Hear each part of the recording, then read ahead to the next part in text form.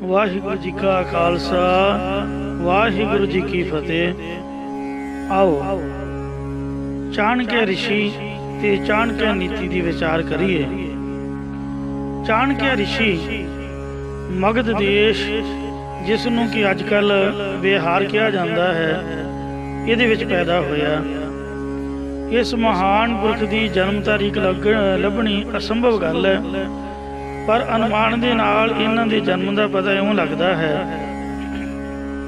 कि जदों सिकंदर आजम ने हिंदुस्तान की चढ़ाई की तां उस तो कुछ समय पहला, जिसनों 2300 वरे तो उपर हो चुके ने, ब्राह्मणों की वंश विच पैदा होया। अपनी बाल अवस्था समाप्त करके ब्रह्मचारी रूप दे विच कांशी पढ़े, जिस विच आप वैदिक गणित विद्या, रसायन विद्या, ज्योतिष विद्या, व्याकरण, पिंगल अते वेद वेदांत पढ़ के महान विद्वान बन गए।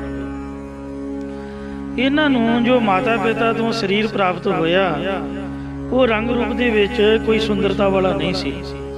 रंग काला कलिट सीगा, फिर ना ही किसी प्रसिद्धि वाले ब्राह्मण के पुत्र सन।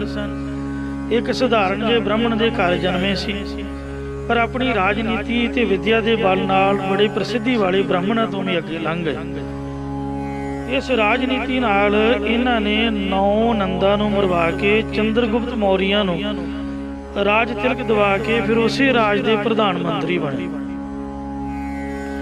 यह चंद्रगुप्त मौर्य एक नैण का पुत्र सी। नैण का आ नाई हुंदे ने ना,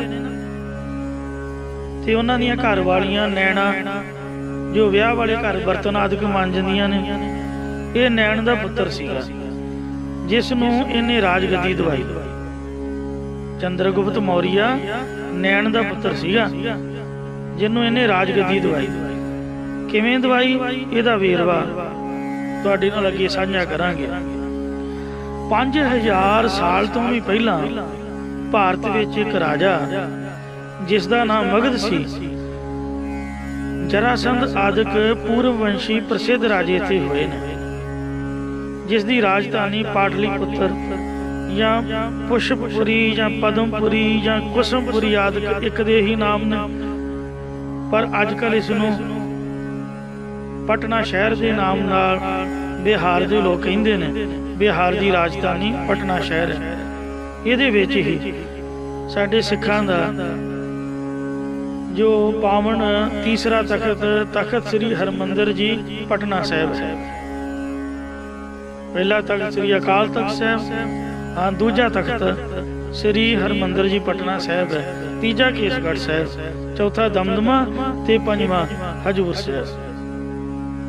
कागजां दे विच भावें कुछ भी होवे, पर हर एक सिख श्रद्धालु दे हिरदे उत्ते पटना साहिब ही नाम है, जिथे कलगीधर पातशाह दा अवतार होया, जो जरासंध दी वंश पूर्ववंशी राजे सन। उन्हां नूं मगध देश दे विचों कढ के नंद वंश ने मगध देश उत्ते अपना राज स्थापित किया। पीढ़ी दर पीढ़ी 138 वर्ष तक राज किया। 138 वर्ष तक इस वंश विच महाराजा पद्मनंद होया, जिसका प्रताप सारे भारत में आ गया। उस समय इस दे बराबर का कोई राजा नहीं सी, जिस करके राजा हौमे का इन्ना शिकार हो गया कि छोटे वड्डे राजियां नूं आम बंदियां की तरह समझ के निरादर करन लगा। इस दी प्रारंभ दे विच जिथे इन्ना वड्डा राज लिखिया होया सी, उत्थे प्रजा विच इहदे राज की शलाघा सी, पर इसके क्रोपी अति अशांत सुभाव की चर्चा भी सी। इहदे क्रोधी अति अशांत सुभाव की चर्चा भी सी। अशांत सुभाव होने करके निक्की निक्की गल कारण मंत्रियों के अहलकारां नाल गुस्से हो जाया करता सी। कई बेगुनाहां नूं इसने जेल में सुट्टिया, कईयां नूं वड्डियां सजावां भी दित्तियां। महाराजा पद्मनंद दे 2 मंत्री सन। प्रधान मंत्री का नाम सिकटार ते दूजे का नाम राक्षस। सिकटार जाति का शूद्र ते राक्षस ब्राह्मण सी, पर दोवें बहुत बुद्धिमान सन।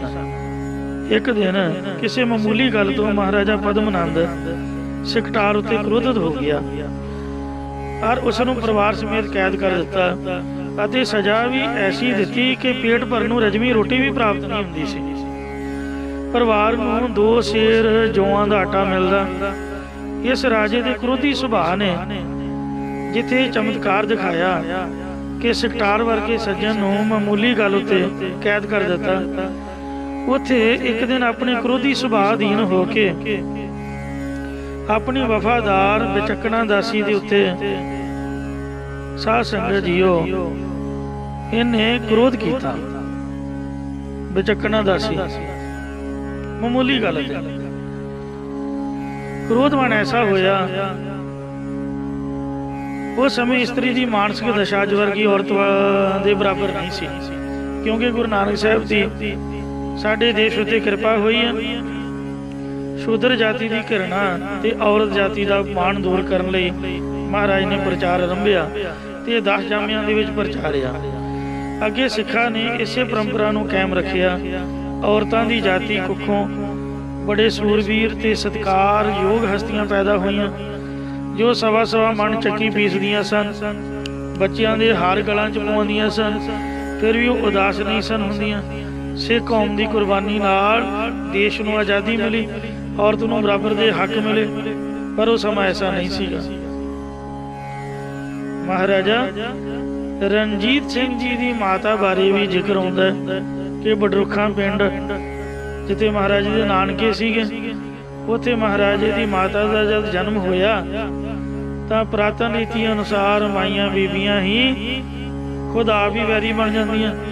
ਜੰਮਦੀ ਬੱਚੀ ਨੂੰ ਘੜੇ 'ਚ ਪਾ ਕੇ ਰੂੰ 'ਚ ਲਪੇਟ ਕੇ ਘੜੇ 'ਚ ਪਾ ਕੇ ਉਹਦੇ ਮੂੰਹ ਨਾਲ ਗੁੜ ਦੀ ਰੋੜੀ ਲਾ ਕੇ ਤੇ ਲਾਗੇ ਰੂੰ ਦੀ ਪੂਣੀ ਰੱਖ ਕੇ ਕਹਿਣਾ ਗੁੜ ਖਾਈ ਪੂਣੀ ਕੱਤੀ ਆਪ ਨਾ ਵੀਰਾਂ ਨੂੰ ਕੱਤੀ, ਧਰਤੀ 'ਚ ਦਬ ਦਿੱਤਾ ਘੜਾ।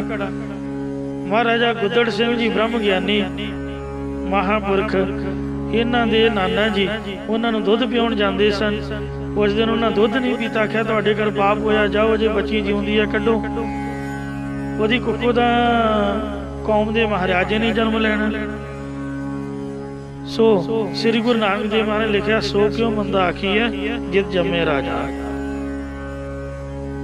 ਪਰ ਉਹ ਸਮਾਂ ਹੀ ਐਸਾ ਸੀ, ਔਰਤ ਦਾ ਕੈਦ ਵਿੱਚ ਜਾਣਾ ਮੌਤ ਦੇ ਬਰਾਬਰ ਸੀ। ਰਾਜੇ ਦੀ ਦਾਸੀ ਵਿਚਕਣਾ ਬਹੁਤ ਦਿਲਗੀਰ ਤੇ ਮਾਯੂਸ ਸੀ। ਭਾਵੇਂ ਸਕਟਾਰ ਮੰਤਰੀ ਕੈਦ ਵਿੱਚ ਸੀ, ਪਰ ਇਹਦੀ ਨੀਤੀ ਤੇ ਬੁੱਧੀ ਨਾਲ ਦਾਸੀ ਦੀ ਜਾਨ ਤਾਂ ਬਚ ਗਈ, ਨਹੀਂ ਤਾਂ ਦਾਸੀ ਨੂੰ ਸਜ਼ਾਏ ਮੌਤ ਸੀਗੀ। ਪਰ ਕੈਦ ਉਹਨੂੰ ਕਰ ਦਿੱਤਾ। ਹੁਣ ਦਾਨਿਆਂ ਦਾ ਮੱਤ ਹੈ, ਕਰ ਭਲਾ ਹੋ ਭਲਾ, ਅੰਤ ਭਲੇ ਦਾ ਭਲਾ। ਭਲਾਈ ਕੀਤੀ ਹੋਈ ਧਰਤੀ ਵਿੱਚ ਬੀਜੇ ਬੀਜ ਦੀ ਤਰ੍ਹਾਂ ਉੱਗ ਕੇ ਬੀਜਣ ਵਾਲੇ ਨੂੰ ਭਲਾਈ ਦਾ ਫਲ ਦਿੰਦੀ ਹੈ। ਇਸ ਤਰ੍ਹਾਂ ਵਿਚਕਣਾ ਦਾਸੀ ਦੇ ਪਹਿਲਾਂ ਦੀ ਤਰ੍ਹਾਂ ਰਾਜ ਦਰਬਾਰ ਵਿੱਚ ਪੈਰ ਲੱਗ ਗਏ। ਰਾਜਾ ਵਿਸ਼ਵਾਸ ਕਰਨ ਲੱਗਾ। ਦਾਸੀ ਨੇ ਮਹਾਰਾਜ ਨੂੰ ਕਿਹਾ ਕਿ ਸਕਟਾਰ ਬੇਗੁਨਾਹ ਹੈ, ਪਰਿਵਾਰ ਸਮੇਤ ਕੈਦ ਚੋਂ ਮੁਕਤ ਕਰਾ ਦਿੱਤਾ। ਮਹਾਰਾਜਾ ਮਹਾਨੰਦ ਨੇ ਉਸ ਨੂੰ ਦੁਬਾਰਾ ਮੰਤਰੀ ਤਾਂ ਬਣਾ ਦਿੱਤਾ, ਪਰ ਉਹਦਾ ਰੁਤਬਾ ਛੋਟਾ ਕਰ ਦਿੱਤਾ। ਜਿਹੜਾ ਬ੍ਰਾਹਮਣ ਰਾਖਸ਼ ਛੋਟਾ ਮੰਤਰੀ ਸੀ ਉਸ ਨੂੰ ਪ੍ਰਧਾਨ ਮੰਤਰੀ ਬਣਾ ਦਿੱਤਾ, ਜਿਹੜਾ ਸਕਟਾਰ ਸੀਗਾ ਉਹਨੂੰ ਛੋਟਾ ਮੰਤਰੀ ਬਣਾ ਦਿੱਤਾ। ਹੁਣ ਮਾਨਨੀय ਪੁਰਸ਼ ਜੋ ਬਿਨਾਂ ਗੁਨਾਹ ਤੋਂ ਅਪਮਾਨਿਤ ਹੋ ਚੁੱਕਾ ਸੀ, ਦਿਨ ਰਾਤ ਆਪਣੇ ਅਪਮਾਨ ਦਾ ਬਦਲਾ ਲੈਣ ਬਾਰੇ ਸੋਚਦਾ ਰਹਿੰਦਾ ਸੀ। ਕਿਸੇ ਨੇ ਮੇਰੇ ਪਰਿਵਾਰ ਦਾ ਸਤਿਆਨਾਸ਼ ਕਰ ਸੁੱਟਿਆ। ਇਹ ਸੰਸਕਾਰ ਇਸ ਮੰਤਰੀ ਦੇ ਮਨ ਵਿੱਚ ਗੂੜਾ ਹੁੰਦਾ ਕਿ ਮੈਂ ਬਦਲਾ ਜ਼ਰੂਰ ਲੈਣਾ, ਪਰ ਬਦਲਾ ਲੈਣ ਦਾ ਕੋਈ ਉਪਾਅ ਨਹੀਂ ਸੁਝਿਆ। ਇੱਕ ਦਿਨ ਕੁਦਰਤ ਨੇ ਐਸੀ ਮਦਦ ਕੀਤੀ ਕਿ ਸਕਟਾਰ ਜੋ ਛੋਟਾ ਮੰਤਰੀ ਸੀ ਘੋੜੇ ਤੇ ਚੜ੍ਹ ਕੇ ਸੈਰ ਕਰਨ ਜਾ ਰਿਹਾ ਸੀ ਤਾਂ ਉਸਨੇ ਕੀ ਵੇਖਿਆ ਕਿ ਰੰਗ ਦਾ ਕਾਲਾ ਬਦਸੂਰਤ ਬ੍ਰਾਹਮਣ ਆਪਣੀ ਛਪਰੀ ਦੇ ਅੱਗੇ ਰਸਤੇ ਦੀ ਕੁਸ਼ਾ ਪੰਨੀ ਪੁੱਟ ਕੇ ਉਹਦੀਆਂ ਜੜ੍ਹਾਂ 'ਚ ਖੱਟੀ ਲੱਸੀ ਪਾ ਰਿਹਾ ਸੀ। ਦਬਕਾਈ ਜਿਹਨੂੰ ਕਹਿੰਦੇ ਨੇ। ਇਹ ਕੁਝ ਕਰਦਿਆਂ ਬ੍ਰਾਹਮਣ ਭਾਵੇਂ ਪਸੀਨੇ ਨਾਲ ਭਿੱਜਿਆ ਹੋਇਆ ਸੀ, ਪਰ ਫਿਰ ਵੀ ਆਪਣੇ ਹੱਥ ਨਾਲ ਇਸ ਕਿਰਿਆ ਵਿੱਚ ਲੱਗਾ ਹੋਇਆ ਸੀ। ਘੋੜੇ ਤੇ ਚੜ੍ਹੇ ਹੋਏ ਇਹ ਸਕਟਾਰ ਮੰਤਰੀ ਨੇ ਅਚਰਜ ਮੰਨਿਆ। ਇਸ ਦੇ ਕੋਲ ਆ ਕੇ ਪੁੱਛਿਆ, ਜਨੇਊ ਪਹਿਨੇ ਤੋਂ ਬ੍ਰਾਹਮਣ ਦੀ ਪਹਿਚਾਣ ਕਰਕੇ ਕਿ ਹੇ ਬ੍ਰਾਹਮਣ, ਦੇਖਣ ਨੂੰ ਤੂੰ ਬੁੱਧੀਮਾਨ ਲੱਗਦਾ, ਪਰ ਤੇਰਾ ਕਰਤੱਵ ਬੁੱਧੀਮਾਨਾਂ ਵਾਲਾ ਨਹੀਂ ਜਾਪਦਾ। ਤਾਂ ਇਸ ਨੇ ਕਿਹਾ ਕਿ ਹੇ ਭਲੇ ਪੁਰਸ਼, ਕਈ ਵਾਰੀ ਕਰਤੱਵ ਦਿਸਣ ਵਿੱਚ ਬੁੱਧੀਹੀਨਾਂ ਦਾ ਹੀ ਦਿਸਦਾ ਹੈ, ਪਰ ਉਹਦੇ ਵਿੱਚ ਲੁਕੀ ਹੋਈ ਬੁੱਧੀ ਦਾ ਚਮਤਕਾਰ ਅਣਜਾਣ ਵਿਅਕਤੀ ਨਹੀਂ ਸਮਝ ਸਕਦਾ। मैनू तू ऐसा ही अनजान व्यक्ति दिसदा है। तेरे लिबास तो अनुमान लगता है कि तू पातशाह का मंत्री होवेगा, पर बुद्धिमान नहीं दिखदा।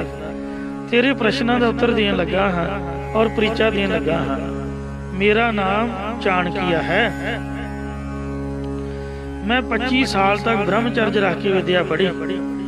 विद्या संपूर्ण करके हुण मैं गृहस्थ आश्रम दे विच प्रवेश होने लई विआह की इच्छा धार के शहर वाल जा रहा सी। अचानक इस धब ने मेरा पैर जख्मी कर दिता, जदों कि मैं इस धब का कुछ भी नहीं सी बिगाड़िया। हुण मैं निश्चय कर लिया कि विआह की गल तां बाद विच वेखी जाऊगी। जिस धब ने मेरा पैर जख्मी किया इहनूं जम्मण तो ही हटा दियांगा, इसलिए इस दीआं जड़ां दे विच लस्सी पा रिहा तां कि धब दे बूटे जड़ां तो ही सुक जाण, फिर कदे दोबारा पैदा होके किसी राही नूं जख्मी नहीं करेगा। वजीर ने देखिया कि धब नूं नाश करन लई मुड़का सिर तो पैरां तक नुचड़ रिहा, शरीर की भी कोई परवाह नहीं। सिकटार ये कुछ वेख के हैरान हो रहा सी। ये सब कुछ देख सुन के सिकटार के मन में ये विचार फुरे कि इहो जिहा जिद्दी ब्राह्मण ते काम दे विच दृढ़ता रखण वाला किते लभ्या भी नहीं लभ सकदा होवे ना कि इस ब्राह्मण नूं हथियार बना के मैं अपने अपमान का बदला राजे तो लै सकां। तरीका बनाउणा पवेगा जिस करके धब नालों भी क्रोधवान ये ब्राह्मण राजे ते हो जाए। ये राजे दीआं जड़ां पुੱਟ सकदा है, क्योंकि जड़ां तां जड़ां ही ने, भावें धब दीआं होण ते भावें किसी मनुख दीआं। सिकटार सोचदा सी कि इस कारज लई कोई ढुकवां समां मिले। इतफाक श्राद्ध दे दिन आ गए। जदों राजे ने ब्राह्मणां नूं अपने पितरां दे निमित्त भोजन छकाउणा सी, जो ब्राह्मणां दे लई सत्कार नाल आसन विछाए गए, तां सिकटार ने चलाकी नाल राजे वल्लों चाणक्य नूं न्योंदा दे के उस आसन उत्ते लिया बिठाया। आप उतों चला गया, क्योंकि सिकटार वजीर जानदा सी कि इस ब्राह्मण का रंग काला है, अखां लाल ने, देखो नूं बड़ा बदसूरत लगदा। राजा की शक्ल वेख के इहनूं आसन तो उठाउण दा अपमान जरूर करेगा। वजीर सिकटार की नीति सी कि राजा गुस्से विच आके इहदा निरादर करे। जद बंदे की खुद आपदी बेइज्जती हुंदी है तां उहनूं कलगीधर ने लिखिया, जबै बाण लागियो तबै रोस जागियो। रोस जगाउण लई बाण लगाउणा जरूरी है। ये नीतिवान बंदियां दी नीति है। चाणक्य गुस्से विच आके बदला लैंदियां इहदा सरबंश नाश करे। मंत्री सिकटार इस गल विच कामयाब हो गया। जदों राजा अपने मंत्री राक्षस नाल श्राद्ध वाले मकान विच आया तां विकराल स्वरूप वाला ब्राह्मण आसन ते बैठा वेखिया ਅਤੇ हैरान होया कि असी इस नूं न्योंदा नहीं दिता। ये अपने आप सत्कारयोग ब्राह्मणां दे आसन उत्ते किवें आ बैठा है। इहनूं देख के राजा गुस्से विच बोलिया, अपने नौकरां नूं हुक्म दिता कि इस नूं पकड़ के आसन तो उठा दिता जाए और धक्के मार के मंदिर विचों बाहर कढ़ दिता जाए। नौकरां ने राजे दा हुक्म मन्निया नहीं सी, हुक्म मनदिआं उसे तरह कीता। चाणक्य ने क्रोध विच आके उत्थे खड़िया ही अपने केस खिलार ले अते जहरीले फनीर सप दी न्याई क्रोध विच आके गुस्से दी जहर घोलदियां शब्दां दे फराटे मारे और सब दे सामने सौं खाधी अते प्रतिज्ञा कीती कि जिन्नी देर तक दुष्ट राजे दा सत्यानाश नहीं मैं कर दिंदा, मैं अपने केस इकट्ठे नहीं करांगा। ये कह के राजमहलों तो बाहर चला गया।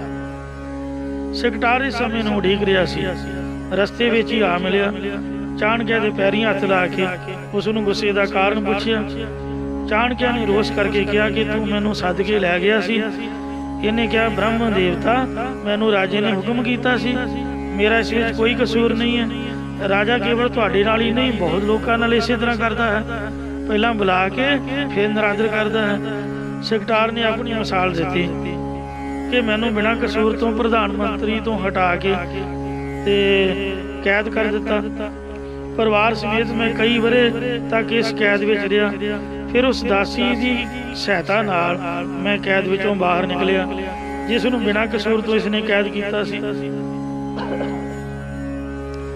वो भी मेरी सहायता नाल छुट्टी सीगी ते मैं उहदी सहायता नाल कैद तो छुटिया। ਹੁਣ ਦਾਸੀ ਵਿਚੱਕਣਾ ਵੀ ਬਹੁਤ ਡਰ ਕੇ ਸਮਾਂ ਕੱਢ ਰਹੀ ਹੈ ਤੇ ਮੈਂ ਵੀ।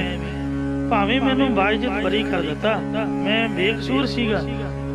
ਮੈਨੂੰ ਦੋ ਗੱਲਾਂ ਦਾ ਦੁੱਖ ਹੈ, ਇੱਕ ਬਿਨਾਂ ਕਸੂਰ ਤੋਂ ਜੇਲ੍ਹ ਵਿੱਚ ਜਾਣਾ, ਦੂਜਾ ਰੁਤਬੇ ਤੋਂ ਛੋਟਾ ਰੁਤਬਾ ਕਰ ਦੇਣਾ। ਫਿਰ ਵਜ਼ੀਰ ਨੇ ਕਿਹਾ ਕਿ ਮੈਂ ਵੀ ਉਸ ਸਮੇਂ ਦੀ ਉਡੀਕ ਵਿੱਚ ਹਾਂ ਜਦੋਂ ਮੈਂ ਵੀ ਆਪਣੇ ਅਪਮਾਨ ਦਾ ਬਦਲਾ ਲੈ ਸਕਾਂ। ਚਾਣਕਿਆ ਨੇ ਆਖਿਆ, ਨੀਤੀ ਦੇ ਅਨੁਸਾਰ ਦੁਸ਼ਮਣ ਮਾਰਨ ਲਈ ਪਹਿਲਾਂ ਦੁਸ਼ਮਣ ਦਾ ਭੇਤ ਹੋਣਾ ਜ਼ਰੂਰੀ ਹੈ, ਬਹੁਤ ਜ਼ਿਆਦਾ। ਆਪਾਂ ਤਿੰਨੋਂ ਮਿਲ ਕੇ ਇਹ ਕੰਮ ਬੜਾ ਸੌਖਾ ਕਰ ਸਕਦੇ ਹਾਂ। ਭਾਵੇਂ ਵਜ਼ੀਰ ਹੋਣ ਦੇ ਨਾਤੇ ਤੂੰ ਵੀ ਮਹਿਲਾਂ ਦਾ ਭੇਤੀ ਹੈ, ਪਰ ਵਿਚੱਕਣਾ ਨਾਂ ਦੀ ਦਾਸੀ ਜੋ ਹਰ ਸਮੇਂ ਮਹਿਲ ਵਿੱਚ ਰਹਿੰਦੀ ਹੈ, ਉਹ ਤੇਰੇ ਤੋਂ ਵੀ ਜ਼ਿਆਦਾ ਭੇਤੀ ਹੈ। ਫਿਰ ਚਾਣਕਿਆ ਨੇ ਸਿਕਟਾਰ ਨੂੰ ਜੋ ਵਿਉਂਤ ਦੱਸੀ, ਉਸਨੇ ਵਿਚੱਕਣਾ ਦਾਸੀ ਨੂੰ ਨਾਲ ਲਾਇਆ। ਇੱਕ ਦੋ ਹੋਰ ਵਫਾਦਾਰ ਲਾ ਕੇ ਪ੍ਰਣ ਲਿਆ ਕਿ ਜੋ ਅਸੀਂ ਕਰਨ ਜਾ ਰਹੇ ਹਾਂ ਕਿਸੇ ਨੂੰ ਵੀ ਉਸ ਦੀ ਭਿਣਕ ਨਹੀਂ ਪੈਣ ਦੇਣੀ, ਕਿਉਂਕਿ ਪਤਾ ਲੱਗਣ ਤੋਂ ਕੰਮ ਕਦੇ ਸਿਰੇ ਨਹੀਂ ਚਾੜਿਆ ਜਾ ਸਕਦਾ। ਇਉਂ ਅਪਮਾਨਿਤ ਵਿਅਕਤੀਆਂ ਦਾ ਜੋ ਰਾਜੇ ਤੋਂ ਤੰਗ ਸਨ, ਉਹਨਾਂ ਦਾ ਵਾਧਾ ਹੁੰਦਾ ਗਿਆ। ਚਾਣਕਿਆ ਦਾ ਰਾਜੇ ਨੂੰ ਖਤਮ ਕਰਨ ਦਾ ਇਹ ਪਹਿਲਾ ਕਦਮ ਸੀਗਾ ਕਿ ਦੁਸ਼ਮਣ ਦਾ ਭੇਤ ਲਓ। ਮਹਾਪਦਮ ਰਾਜੇ ਦੇ ਪੁੱਤਰਾਂ ਦੀ ਗਿਣਤੀ 9 ਹੈ, ਜਿਨ੍ਹਾਂ ਵਿੱਚ 8 ਵਿਆਹੀ ਹੋਈ ਰਾਣੀ ਦੀ ਕੁੱਖੋਂ ਪੈਦਾ ਹੋਏ। ਇੱਕ ਪੁੱਤਰ ਜੋ ਇਹਨਾਂ 8 ਤੋਂ ਪਹਿਲਾਂ ਪੈਦਾ ਹੋਇਆ ਸੀ, ਜੋ ਮੋਰਾ ਨਾਮ ਦੀ ਨੈਣ ਦਾਸੀ ਦੀ ਕੁੱਖੋਂ ਸੀਗਾ।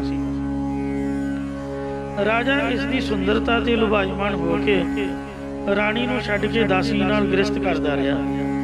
ਇਸ ਕਰਕੇ ਮੋਰਾ ਨਾਮ ਦੀ ਦਾਸੀ ਤੋਂ ਪੁੱਤਰ ਨੇ ਜਨਮ ਲਿਆ, ਜੋ ਵਿਆਹੀ ਹੋਈ ਰਾਣੀ ਦੇ 8 ਪੁੱਤਰਾਂ ਤੋਂ ਪਹਿਲਾਂ ਹੋਣ ਕਰਕੇ ਵੱਡਾ ਪੁੱਤਰ ਸੀ। ਹੁਣ ਰਾਜ ਦਾ ਹੱਕ ਤਾਂ ਜੇਠੇ ਪੁੱਤਰ ਦਾ ਹੁੰਦਾ, ਪਰ ਦਾਸੀ ਦੀ ਕੁੱਖੋਂ ਪੈਦਾ ਹੋਣ ਕਰਕੇ ਇਸ ਦੇ ਨਾਲ ਇਸ ਦੇ 8 ਛੋਟੇ ਭਰਾ ਅਤੇ ਮਹਾਰਾਣੀ ਜਿਸ ਦੀ ਕੁੱਖ ਤੋਂ ਇਹ 8 ਪੁੱਤਰ ਜੰਮੇ ਸਨ, ਇਹ ਨਫ਼ਰਤ ਕਰਨ ਲੱਗੇ। ਇੱਥੋਂ ਤੱਕ ਕਿ ਰਾਜਾ ਵੀ ਇਸ ਨਾਲ ਨਫ਼ਰਤ ਕਰਨ ਲੱਗ ਪਿਆ। ਇਸ ਵੱਡੇ ਪੁੱਤਰ ਦਾ ਨਾਮ ਚੰਦਰਗੁਪਤ ਸੀਗਾ। ਮਾਂ ਦੇ ਅੱਧੇ ਨਾਮ ਦੇ ਨਾਲ ਇਹਦਾ ਪੂਰਾ ਨਾਮ ਚੰਦਰਗੁਪਤ ਮੌਰੀਆ ਪ੍ਰਸਿੱਧ ਹੋਇਆ। ਮੋਰਾ ਦਾ ਪੁੱਤ ਹੋਣ ਕਰਕੇ ਮੌਰੀਆ, ਚੰਦਰਗੁਪਤ ਮੌਰੀਆ। ਇਹ ਬਹੁਤ ਬੁੱਧੀਮਾਨ ਸੀ, ਬੜਾ ਚਤੁਰ ਸਿਆਣਾ ਸੀ। ਮਹਾਰਾਣੀ ਤੇ ਇਹਦੇ ਛੋਟੇ ਭਰਾਵਾਂ ਨੇ ਝੂਠ ਬੋਲ ਕੇ ਇਹਨੂੰ ਰਾਜੇ ਤੋਂ ਦੇਸ਼ ਨਿਕਾਲਾ ਦਵਾ ਦਿੱਤਾ। ਚੰਦਰਗੁਪਤ ਮੌਰੀਆ ਵੱਡਾ ਹੋਣ ਕਰਕੇ ਆਪਣੇ ਆਪ ਨੂੰ ਰਾਜ ਦਾ ਹੱਕਦਾਰ ਮੰਨਦਾ ਸੀ, ਪਰ ਬੇਵੱਸ ਹੋ ਕੇ ਵਿਦੇਸ਼ ਵਿੱਚ ਧੱਕੇ ਖਾ ਰਿਹਾ ਸੀ। ਇਸ ਦੇ ਦਿਲ ਔਰ ਦਿਮਾਗ ਦੇ ਵਿੱਚ ਰਾਜ ਲੈਣ ਦੀ ਇੱਛਾ ਬੜੀ ਪ੍ਰਬਲ ਸੀ। ਇਹਨੂੰ ਟਿਕ ਕੇ ਬੈਠਣ ਨਹੀਂ ਸੀ ਦਿੰਦੀ, ਸੌਣ ਨਹੀਂ ਸੀ ਦਿੰਦੀ। ਰਾਤ ਦਿਨ ਸੋਚਦਾ ਰਹਿੰਦਾ ਸੀ ਕਿ ਮੈਂ ਕਿਵੇਂ ਰਾਜ ਭਾਗ ਦਾ ਮਾਲਕ ਬਣਾ। ਚੰਦਰਗੁਪਤ ਮੌਰੀਆ ਦੀ ਸਾਰੀ ਵਾਰਤਾ ਦਾ ਪਤਾ ਚਾਣਕਿਆ ਨੂੰ ਸਿਕਟਾਰ ਤੋਂ ਲੱਗਾ। ਚਾਣਕਿਆ ਨੇ ਸਿਕਟਾਰ ਮੰਤਰੀ ਨੂੰ ਚੰਦਰਗੁਪਤ ਮੌਰੀਆ ਕੋਲ ਗੱਲਬਾਤ ਕਰਨ ਲਈ ਭੇਜਿਆ। ਸਿਕਟਾਰ ਨੇ ਜਦ ਚੰਦਰਗੁਪਤ ਮੌਰੀਆ ਨਾਲ ਇਸ ਵਿਸ਼ੇ ਤੇ ਗੱਲਬਾਤ ਕੀਤੀ ਤਾਂ ਉਸਨੇ ਧਨ ਭਾਗ ਸਮਝੇ ਆਪਣੀ ਕਿਸਮਤ ਦਾ ਦਰਵਾਜ਼ਾ ਖੁੱਲ੍ਹਦਾ ਨਜ਼ਰ ਆਇਆ। ਕਹਿੰਦੇ ਡੁੱਬਦੇ ਨੂੰ ਤਿਨਕੇ ਦਾ ਸਹਾਰਾ, ਉਹਦੇ ਲਈ ਤਾਂ ਬਹੁਤ ਵੱਡਾ ਸਹਾਰਾ ਸਨ ਇਹ ਲੋਕ। ਉਹਨੂੰ ਆਸ ਬੱਝੀ ਕਿ ਮੈਨੂੰ ਕੁਛ ਨਾ ਕੁਛ ਇਹਨਾਂ ਕੋਲੋਂ ਪ੍ਰਾਪਤ ਹੋਵੇਗਾ, ਕਿਉਂਕਿ ਇਹ ਸਿਆਣੇ ਨੇ। ਵਿਚੱਕਣਾ ਦਾਸੀ ਪਹਿਲਾਂ ਹੀ ਇਹਨਾਂ ਨਾਲ ਰਲ ਚੁੱਕੀ ਸੀ। ਕਿਉਂ ਅਪਮਾਨਿਤ ਵਿਅਕਤੀਆਂ ਦੀ ਇਕੱਤਰਤਾ ਰਾਜੇ ਨੂੰ ਨਸ਼ਟ ਕਰਨ ਲਈ ਸ਼ਕਤੀਸ਼ਾਲੀ ਸਾਬਿਤ ਹੋਈ। ਪਹਿਲਾ ਸਿਕਟਾਰ ਮੰਤਰੀ, ਦੂਜੀ ਵਿਚੱਕਣਾ ਦਾਸੀ, ਤੀਸਰਾ ਚੰਦਰਗੁਪਤ ਮੌਰੀਆ ਤੇ ਚੌਥਾ ਚਾਣਕਿਆ ਬ੍ਰਾਹਮਣ ਆਪਣੇ ਆਪਣੇ ਬਦਲੇ ਲਈ ਚਟਾਨ ਵਾਂਗ ਡਟ ਗਿਆ। ਇਸ ਦੀ ਵਿਉਂਤ ਚਾਣਕਿਆ ਬਣਾ ਰਿਹਾ ਸੀ। ਚੰਦਰਗੁਪਤ ਮੌਰੀਆ ਨੂੰ ਕਿਹਾ ਕਿ ਰਾਜਗੱਦੀ ਦਾ ਹੱਕ ਤੈਨੂੰ ਦਿਵਾ ਕੇ ਰਹਾਂਗਾ, ਮੈਂ ਅਪਮਾਨ ਦਾ ਬਦਲਾ ਲੈ ਲਵਾਂਗਾ। ਇਹਨਾਂ ਨੇ ਇਕੱਠੇ ਹੋ ਕੇ ਇਸ ਵਾਰਤਾ ਨੂੰ ਗੁਪਤ ਰੱਖਣ ਦੀ ਸਹੁੰ ਖਾਧੀ।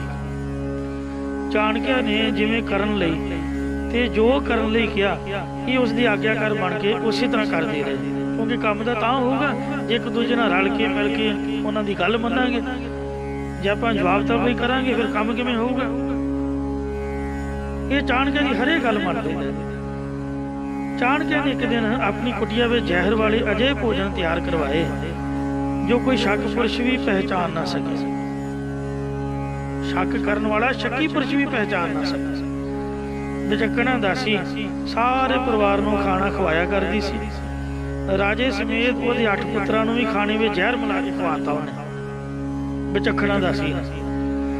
ਰਾਜੇ ਦੇ 8 ਪੁੱਤਰ ਹੀ ਰਾਜਾ ਤੇ ਰਾਣੀ ਇਹਨਾਂ ਦਾ ਇੱਕੋ ਦਿਨ ਦੇ ਵਿੱਚ ਹੀ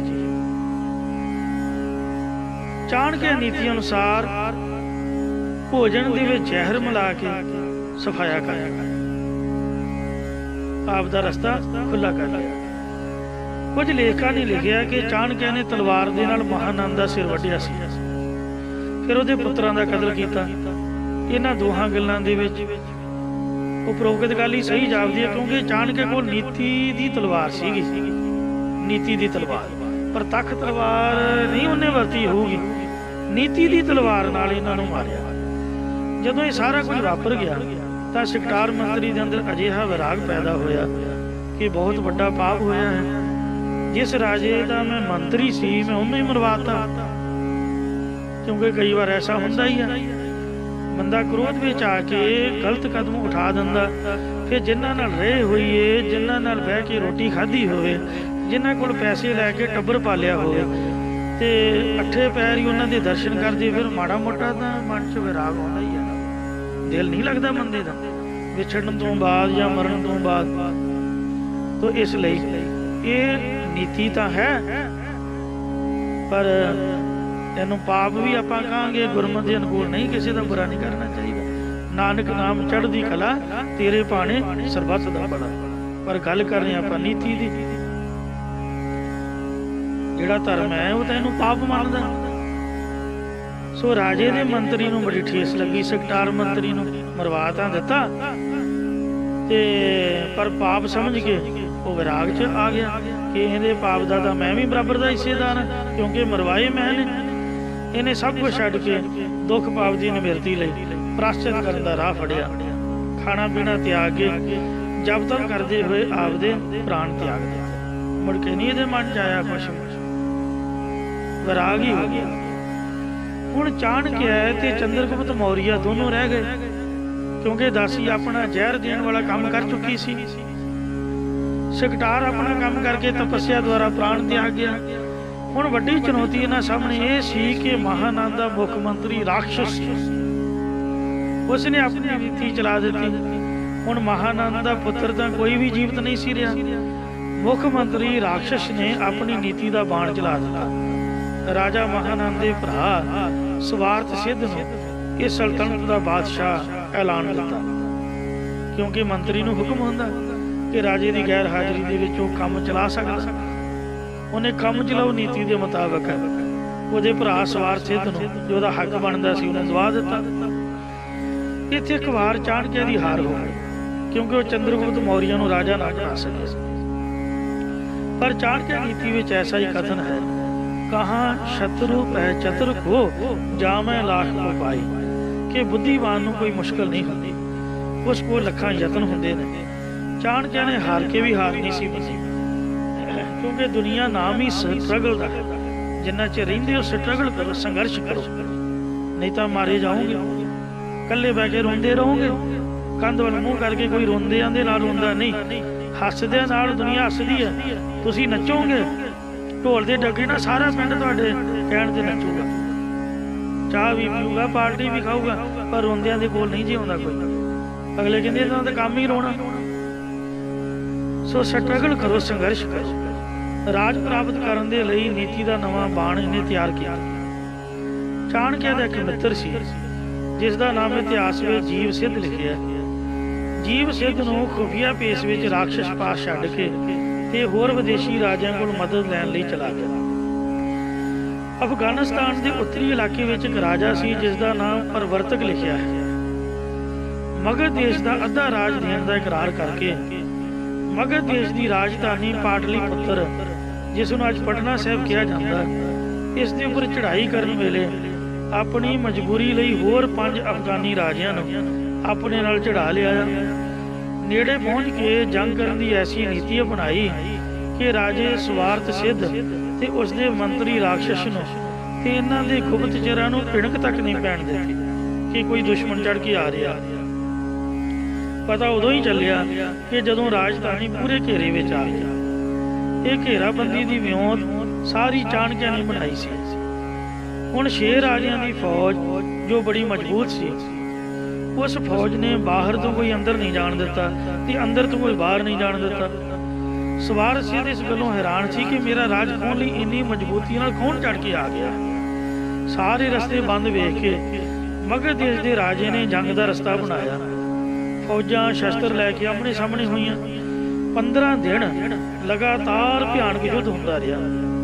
चढ़ के आउण वालियां कोल कोई किला ना होण करके मुश्किल का सामना करना पिया। नगर अंदर प्रवेश करने लई गुप्त रस्तियां ते जाना सी। जीव सिद्ध ने चाणक्य नूं सारा भेद पहलां ही दस दिता सी। ਉਹਦੇ अनुसार मगध देश की सैना के नगर वासी लड़ते लड़ते हौसला ढा बैठे। महाराजे स्वार्थ सिद्ध ने जदों वेखिया कि गल वसों बाहर हो गई है कि हुण राज तां जाएगा ही, राज दे नाल मेरी जान भी जाएगी, क्योंकि पता चल गया सी कि सब कुछ करवाउण वाला चाणक्य है, जिसने मेरे शक्तिशाली भरा नूं परिवार समेत मरवा दिता है। खैर मेरी भी नहीं। इसलिए फकीरी लिबास धारण करके रात के अंधेरे विच एक गुप्त रस्ते राही बाहर निकल गया। जदों राक्षस मंत्री नूं इस गल का पता लग्या तां उसने मोड़न लई उद्यम किया, जो सफल ना हो सकिया, क्योंकि अंदर दी पल पल की जानकारी चाणक्य नूं बाहर बैठे ही प्राप्त हो रही सी। जदों चाणक्य नूं पता लगा कि स्वार्थ सिद्ध फकीरी लिबास बाहर निकल गया है, चंद्रगुप्त मौर्य के बंदियां तो उसनूं मरवा दिता। लभ तां जाना ही सीगा, ये भी पता सीगा भी गुप्त रस्ता किहड़ा बाहर नूं कित्थों निकलदा। हुण मंत्री राक्षस कोल कोई यतन ना रहा। हुण चाणक्य ने चंद्रगुप्त मौर्य नूं मगध देश के तख्त ते बिठा के ते अपने कीते वचन अनुसार अफगान के राजे परवर्तक नूं अद्धा राज दे दिता। इस दे पिछों राक्षस ने कई बार विਉਂਤਾ बनाईयां जिस नाल चंद्रगुप्त मौर्य ते चाणक्य का नाश हो जाए, पर नीतिवेता चाणक्य ने एक भी चाल चलन ना दी। हुण चाणक्य नैन के पुत्र चंद्रगुप्त मौर्य नूं राज दवा के संतुष्ट नहीं सी होया, क्योंकि अद्धे राज का कंडा अजे भी चुभ रहा सी कि मैं सुन अद्धा राज ही दवा सकिया। हुण चाणक्य की नीति वेखो कि शक्तिशाली राजे परवर्तक नूं अद्धे राज का लोभ दे के लड़ा के सूरवीरां की फौज की शक्ति प्राप्त कर लई, फिर उसने अपना अद्धा राज दे के अपनी ईमानदारी भी दिखा दी। अद्धा राज दे के उसी दिन तो ही सोचना शुरू कर दिता कि अद्धे राज नूं भी प्राप्त किवें करना है। राक्षस जो भी चाल चलदा उसनूं असफल कर दिंदा सी। अखीर नूं चाणक्य ने उसके भाई नूं जो राक्षस मंत्री का मित्र बन गया सी, इन्हां तिन्नां नूं मरवा दिता। हुण चाणक्य ने राज चलाउण की जिम्मेवारी चंद्रगुप्त मौर्य नूं दे के आप जंगल विच तपस्या करन लई कुटिया बना ली। चंद्रगुप्त मौर्य जिसनूं स्वतंत्र राज चाणक्य ने दवाया सी, चंद्रगुप्त मौर्य ने इसनूं अपना राजनीति का गुरु बनाया। इस कोलों राजनीति पढ़न लई जंगल दे विच कुटिया विच पहुंचदा रहा। यह चाणक्य नीति दर्पण उस वेले होंद विच आया। राक्षस कोल जो महामंत्री का पद ते राजगुरु का पद सी, वो चाणक्य नूं दे के एहसान कदे नहीं भुलाया। उस दे अनुसार होके दीर्घ काल तक राज किया, जिस दे फलस्वरूप चंद्रगुप्त मौर्य राजा ऐसा प्रसिद्ध होया कि उसकी शलाघा दियां उहदे देश की सीमा पार वसदे राजियां ते प्रजा तक अनसुआ पहुंचियां, क्योंकि मंत्री जो सियाणा सीगा। जो गैरां ने शलाघा की उसका थोड़ा जिहा नमूना लिखते हैं, अपना तुहानूं ये दस के साझा करते हैं। एक लेखक मैगस्थीन्स नामी यूनानी सफीर बसीठ जो शाह सलोखश वालों महाराजा चंद्रगुप्त मौर्य के दरबार में कई साल रहा सी, चंद्रगुप्त मौर्य के राज की प्रशंसा करदा इउं लिखदा है कि चंद्रगुप्त मौर्य के राज की राजधानी पाटलिपुत्र है। ये गंगा के किनारे 2 मील चौड़ाई, महानकोश में 1.5 मील लिखिया अते लंबाई 9 मील तक है। वो लिखता है कि इस दे चफेरे एक बड़ा पक्का कोट है, जिस में 64 दरवाजे ने ते 570 बुरज हैं। ਜਿੱਥੇ ਬੈਠ ਕੇ ਬਾਹਰੋਂ ਆਉਣ ਵਾਲੇ ਦੁਸ਼ਮਣ ਦਾ ਮੁਕਾਬਲਾ ਬੜੇ ਸੌਖੇ ਤਰੀਕੇ ਨਾਲ ਕੀਤਾ ਜਾ ਸਕਦਾ ਸੀ। ਇੱਕ ਖਾਈ ਜੋ 60 ਫੁੱਟ ਚੌੜੀ ਤੇ 45 ਫੁੱਟ ਡੂੰਘੀ ਸੀ। ਮਹਾਰਾਜਾ ਚੰਦਰਗੁਪਤ ਮੌਰੀਆ ਦੀ ਸੈਨਾ ਬੜੀ ਲੜਾਕੀ ਸੀ, ਜਿਸ ਦੀ ਗਿਣਤੀ 60,000 ਪੈਦਲ, 30,000 ਘੋੜਸਵਾਰ, 9,000 ਹਾਥੀਆਂ ਵਾਲੇ, 8,000 ਰਥਾਂ ਵਾਲੇ ਲੜਨ ਲਈ ਤਿਆਰ ਬਰ ਤਿਆਰ ਰਹਿੰਦੇ ਸੀ। ਸੋ ਨਿਕਟਵਰਤੀ ਲੇਖਕ ਨੇ ਬਹੁਤ ਪ੍ਰਸ਼ੰਸਾ ਕੀਤੀ ਹੈ ਕਿ ਪ੍ਰਬੰਧ 6 ਹਿੱਸਿਆਂ ਦੇ ਵਿੱਚ ਵੰਡਿਆ ਹੋਇਆ ਸੀ।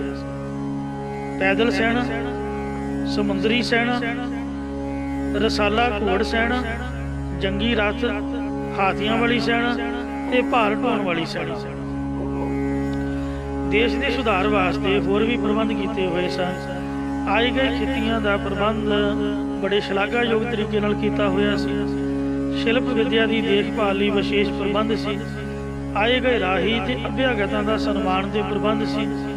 ਮਰਨ ਜੰਮਣ ਦੇ ਆਂਕੜੇ ਗਿਣਤੀ ਵਿੱਚ ਲਿਖੇ ਜਾਣ ਲੱਗੇ। ਵਪਾਰ ਦੀ ਉન્નਤੀ ਹੋਈ। ਸਰਕਾਰੀ ਕਰ ਉਗਰਾ ਕੇ ਖਜ਼ਾਨਾ ਭਰਿਆ ਗਿਆ। ਸਮਾਚਾਰ ਪਹੁੰਚਾਉਣ ਦਾ ਇਹੋ ਜਿਹਾ ਪ੍ਰਬੰਧ ਸੀ ਕਿ ਹਰੇਕ ਕਿਸਮ ਦੀ ਜਾਣਕਾਰੀ ਮਹਾਰਾਜ ਤੱਕ ਫੌਰਨ ਪਹੁੰਚ ਜਾਂਦੀ ਸੀ। ਹਰੇਕ ਦਿਨ ਇੱਕ ਆਮ ਦਰਬਾਰ ਲੱਗਦਾ ਸੀ, ਜਿੱਥੇ ਪ੍ਰਜਾ ਦੇ ਹਰ ਨਾਗਰਿਕ ਨੂੰ ਆਪਣਾ ਦੁੱਖ ਸਿੱਧਾ ਰਾਜੇ ਨੂੰ ਦੱਸਣ ਦਾ ਮੌਕਾ ਪ੍ਰਦਾਨ ਹੁੰਦਾ। ਇਸ ਕਰਕੇ ਚੰਦਰਗੁਪਤ ਮੌਰੀਆ ਦੇ ਪ੍ਰਬੰਧ ਦੀ ਪ੍ਰਸ਼ੰਸਾ ਸਫੀਰ ਨੇ ਲਿਖੀ ਹੈ। ਜੇ ਸਾਧ ਸੰਗਤ ਜੀ ਸਾਰੀ ਵਿਚਾਰ ਕਰੀਏ ਤਾਂ ਟਾਈਮ ਜ਼ਿਆਦਾ ਲੱਗ ਜਾਊਗਾ, ਇਸ ਲਈ ਸਮਾਂ ਪਹਿਲਾਂ ਹੀ ਬਹੁਤ ਹੋ ਚੁੱਕਾ। ਕੁਝ ਸੁਨਹਿਰੀ ਅੰਸ਼ੀ ਤੁਹਾਡੇ ਨਾਲ ਸਾਂਝੇ ਕਰ ਰਹੇ ਹਾਂ। ਅੱਜ ਤੱਕ ਕਿਸੇ ਇਤਿਹਾਸ ਦੇ ਵਿੱਚੋਂ ਚਾਣਕਿਆ ਦੇ ਜਨਮ ਦਾ ਸਹੀ ਡੇਟ ਆਫ ਬਰਥ, ਜਨਮ ਤਰੀਕ ਨਹੀਂ ਮਿਲਦੀ, ਨਾ ਹੀ ਮਰਨ ਦੇ ਸਮਾਂ ਦਾ ਪਤਾ ਲੱਗਾ। ਪਰ ਇਸ ਮਹਾਂਪੁਰਸ਼ ਦੀ ਪਹਿਚਾਣ ਇਸ ਦੀ ਨੀਤੀ ਦੇ ਪ੍ਰਵਚਨ, ਉਸਨੇ ਜੋ ਅਮੋਲਕ ਵਚਨ ਕਹੇ ਨੇ ਉਹ ਚਾਣਕਿਆ ਨੀਤੀ ਦੇ ਨਾਲ ਨਾਲ ਪ੍ਰਸਿੱਧ ਹਨ। ਚਾਣਕਿਆ ਕ੍ਰਿਤ ਇੱਕ ਹੋਰ ਗ੍ਰੰਥ ਮੁਦਰਾ ਰਾਖਸ਼ ਨਾਮੀ ਨਾਟਕ ਵੀ ਹੈ, ਜੋ ਵਿਸ਼ਨੂੰ ਸ਼ਰਮਾ ਦੇ ਇੱਕ ਪ੍ਰਸਿੱਧ ਪੰਜ ਤੰਤਰ ਰਾਜਨੀਤਿਕ ਗ੍ਰੰਥ ਦਾ ਰਚੇਤਾ ਹੈ, ਜਿਸ ਦਾ ਅਨੁਵਾਦ ਸੰਸਾਰ ਭਰ ਦੀਆਂ ਭਾਸ਼ਾਵਾਂ ਵਿੱਚ ਮੌਜੂਦ ਹੈ। ਪੰਜਾਬੀ ਭਾਸ਼ਾ ਵਿੱਚ ਵੀ ਹੈ। ਉਹ ਚਾਣਕਿਆ ਦੇ ਗੁਣ ਗਾਉਂਦਾ ਹੈ। ਉਸ ਨੂੰ ਨਮਸਕਾਰ ਕਰਦਾ ਹੋਇਆ ਆਪਣੇ ਗ੍ਰੰਥ ਦੀ ਭੂਮਿਕਾ ਵਿੱਚ ਸਾਰੇ ਰਾਜਨੀਤੀ ਜਾਣਨ ਵਾਲਿਆਂ ਦਾ ਸਿਰਮੌਰ ਲਿਖਦਾ ਹੈ। ਕਰ ਪ੍ਰਣਾਮ ਚਾਣਕਿਆ ਕੋ ਰਾਜਨੀਤ ਸਿਰਮੌਰ, ਉਹਨੇ ਲਿਖਿਆ ਹੈ ਵਿਸ਼ਨੂੰ ਸ਼ਰਮਾ ਨੇ। ਪੰਜ ਤੰਤਰ ਰਾਜਨੀਤਿਕ ਗ੍ਰੰਥ। ਇੱਕ ਵਿਦਵਾਨ ਦੇ ਕਥਨ ਤੋਂ ਇਹ ਚਾਣਕਿਆ ਨੀਤੀ ਵਿਦਿਆ ਦਾ ਪੂਰਨ ਗਿਆਨ ਹੁੰਦਾ ਹੈ। ਮੁਦਰਾ ਰਾਖਸ਼ ਨਾਟਕ ਤੋਂ ਇਹ ਵੀ ਸਿੱਧ ਹੈ ਕਿ ਵਿਸ਼ਨੂੰ ਸ਼ਰਮਾ ਤੇ ਚਾਣਕਿਆ ਇੱਕੋ ਸਮੇਂ ਵਿੱਚ ਹੋਏ ਨੇ, ਕਿਉਂਕਿ ਇਸ ਨਾਟਕ ਦੇ ਵਿੱਚ ਚਾਣਕਿਆ ਨੇ ਆਪ ਲਿਖਿਆ, ਵਿਸ਼ਨੂੰ ਸ਼ਰਮਾ ਸਾਡਾ ਭਾਰੀ ਮਿੱਤਰ ਹੈ ਜੋ ਹਰ ਪ੍ਰਕਾਰ ਦੀ ਰਾਜਨੀਤੀ ਨੂੰ ਜਾਣਦਾ ਹੈ। ਇਹ ਸਭ ਕੁਝ ਗਿਆਨੀ ਗੁਲਾਬ ਸਿੰਘ ਜੀ ਨੇ ਬੜੀ ਮਿਹਨਤ ਨਾਲ ਲੱਭ ਕੇ ਲਿਖਿਆ ਹੈ, ਜੋ ਅਸੀਂ ਤੁਹਾਡੇ ਨਾਲ ਵਿਚਾਰ ਸਾਂਝੇ ਕੀਤੇ ਨੇ। ਇਹ ਗਿਆਨੀ ਗੁਲਾਬ ਸਿੰਘ ਦੀ ਸਾਰੀ ਖੋਜ ਹੈ। ਇੱਕ ਸਾਧ ਸੰਗਤ ਜੀਓ, ਆਪਾਂ ਵਿਚਾਰਤਾ ਕਰ ਰਹੇ ਹਾਂ ਚਾਣਕਿਆ ਦੀ। ਇੱਕ ਚੁਣਕ ਰਿਖੀ ਵੀ ਹੈ। ਚੁਣਕ ਰਿਖੀ ਮੈਂ ਅੰਮ੍ਰਿਤ ਰਸ ਦੇ ਵਿੱਚ ਗਿਆਨੀ ਸਰਜੀਤ ਸਿੰਘ ਜੀ ਦੀ ਜੋ ਪੋਥੀ ਸਾਹਿਬ ਹੈ ਉਹਨੂੰ ਲਿਖਣ ਦੀ ਸੇਵਾ ਕੀਤੀ। ਉਹਦੇ ਚੋਂ ਚੁਣਕ ਰਿਖੀ ਦਾ ਨਾਮ ਆਉਂਦਾ। ਮਹਾਂਪੁਰਖ ਸੰਤ ਗਿਆਨੀ ਕਰਤਾਰ ਸਿੰਘ ਖਾਲਸਾ ਪਿੰਡਾਂ ਵਾਲਿਆਂ ਨੇ ਵੀ ਉਹ ਸੰਤੋਖ ਦੇ ਉੱਪਰ ਚੁਣਕ ਰਿਖੀ ਦੀ ਸਾਖੀ ਲਿਖੀ। ਉਹ ਬੜਾ ਸੰਤੋਖੀ ਸੀਗਾ। ਗੱਲ ਕੀਤੀ ਸੀ ਚਾਣਕਿਆ ਦੀ, ਤੇ ਉਹ ਚੁਣਕ ਨੂੰ ਵੀ ਚਾਣਕਿਆ ਰਿਖੀ ਕਹਿੰਦੇ ਨੇ। ਇੱਕ ਬ੍ਰਾਹਮਣ, ਇਹ ਬੜਾ ਸੰਤੋਖੀ ਸੀਗਾ। ਇਹ ਹੋਰ ਸੀ, ਇਹ ਨੀਤੀਵਾਨ ਨਾ ਸਮਝਣਾ ਤੁਸੀਂ। ਇਹ ਰਿਸ਼ੀ ਸੀਗਾ, ਤਪਸਵੀ ਸੀਗਾ, ਧਰਮੀ ਸੀਗਾ, ਸੰਤੋਖੀ ਸੀਗਾ। ਇਹਨੂੰ ਸੰਤੋਖ ਦੇ ਨਾਮ ਨਾਲ ਜਾਣਿਆ ਜਾਂਦਾ, ਜਿਹਦੇ ਸੰਤੋਖ ਦੀ ਪ੍ਰੀਖਿਆ ਖੁਦ ਪ੍ਰਮਾਤਮਾ ਨੇ ਆਪ ਕੀਤੀ ਸੀਗੀ। ਤੇ ਪ੍ਰੀਖਿਆ ਦੇ ਵਿੱਚ ਪੂਰਾ ਉਤਰਨ ਦੇ ਪ੍ਰਮਾਤਮਾ ਨੇ ਉਹਨੂੰ ਦਰਸ਼ਨ ਦਿੱਤੇ ਸਨ, ਪਰਿਵਾਰ ਦਾ ਕਲਿਆਣ ਕੀਤਾ। ਇਹਦੇ ਤੋਂ ਇਹਦੀ ਵੰਸ਼ ਚੱਲੀ। ਇਹ ਜੋ ਚਣਕ ਵੰਸ਼ ਦਾ ਨਾਮ ਹੈ, ਚੁਣਕ ਰਿਖੀ ਤੋਂ ਚਣਕ ਵੰਸ਼ ਜਾਂ ਚਾਣਕਿਆ ਵੰਸ਼, ਇਸ ਵੰਸ਼ ਵਿੱਚ ਪੈਦਾ ਹੋਣ ਕਰਕੇ ਇਸ ਨੀਤੀ ਵੇਤਾ ਪੰਡਤ ਦਾ ਨਾਮ ਚਾਣਕਿਆ ਪੈ ਗਿਆ। ਯਾਨੀ ਕਿ ਜੋ ਚੁਣਕ ਰਿਸ਼ੀ ਦੀ ਜਾਂ ਚਾਣਕਿਆ ਰਿਸ਼ੀ ਦੀ ਵੰਸ਼ ਚੱਲੀ, ਉਹਦੇ ਤੋਂ ਚਾਣਕਿਆ ਵੰਸ਼ ਦੇ ਵਿੱਚ ਇਹ ਰਿਸ਼ੀ ਪੈਦਾ ਹੋਇਆ, ਤਾਂ ਇਹਨੂੰ ਚਾਣਕਿਆ ਕਹਿੰਦੇ ਨੇ।